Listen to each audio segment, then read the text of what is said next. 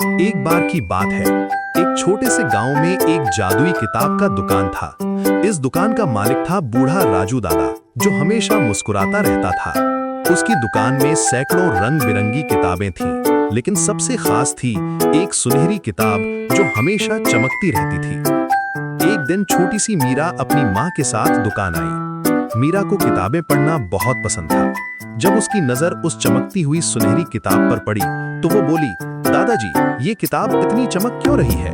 राजू दादा ने प्यार से कहा, बेटी, ये कोई साधारण किताब नहीं है। इसमें दुनिया की सबसे प्यारी परी कहानियां हैं। जब भी कोई बच्चा इसे खोलता है तो कहानियां जिंदा हो जाती हैं। मीरा की आंखें चमक गईं। उसने किताब खोली और अचानक कमरे में नरम सी रोशनी फैल गई।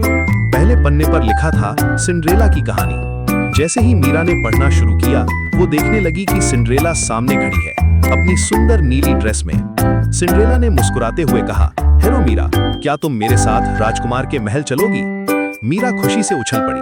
वो सिंड्रेला के साथ एक सुंदर से बगीचे में पहुंची, जहां रंग बिरंगे फूल खिले हुए थे। वहां उसकी मुलाकात स्नो वाइट से हुई, जो 7 छोटे बॉनों के साथ खेल रही थी। स्नो वाइट ने कहा, मीरा, हमारे साथ खेलोगी? हम सब मिलकर एक बड़ा सा केक बनाएंगे। फिर वहां आई राजकुमारी रपुंजल अपने लंबे सुनहरे बालों के साथ। उसने मीरा के बालों में सुंदर फूल लगाए। तुम्हारे बाल भी बहुत प्यारे हैं, रपुंजल ने कहा। क्या तुम जानती हो कि असली सुंदरता दिल में होती है?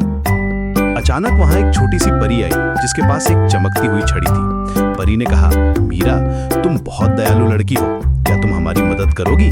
हमारे जंगल में एक छोटा खरगोश रास्ता भूल गया है। मीरा तुरंत बोली, हाँ, मैं जरूर मदद करूंगी।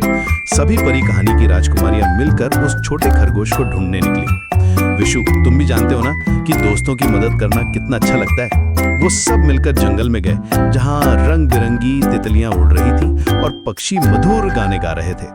आखिर में उन्होंने छोटे खरगोश को एक फूलों की झाड़ी के नीचे छुपा हुआ पाया।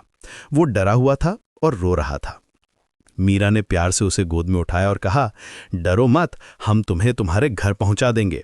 सभी राजकुमारियों ने मिलकर खरगोश को उसकी मां के पास पहुंचाया। खरगोश की मां बहुत खुश हुई और उसने सभी को धन्यवाद दिया। परी ने अपनी जादुई छड़ी हिलाई और सभी के लिए मिठाइयां और रंग बिरंगे फल लेकर आईं। सब मिलकर बैठे और खुशी से खाना खाया। जब शाम हो गई तो मीरा को वापस जाना था। सभी राजकुमारियों ने उसे गले लगाया। सिंड्रेला ने कहा, मीरा, तुमने आज हमें सिखाया कि सच्ची खुशी दूसरों की मदद करने में है।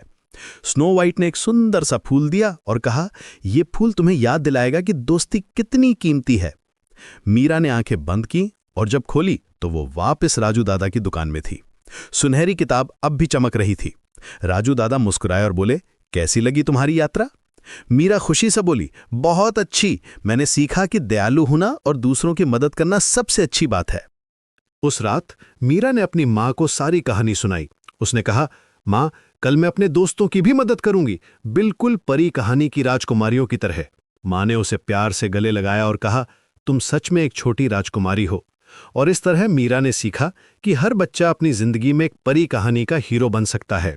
बस जरूरत है दयालु दिल और दूसरों की मदद करने की इच्छा की। वो हर रात सोने से पहले उस सुनहरे फूल को देखती और मुस्कुराती, क्योंकि वो जानती थी कि कल भी वो किसी की मदद कर सकेगी।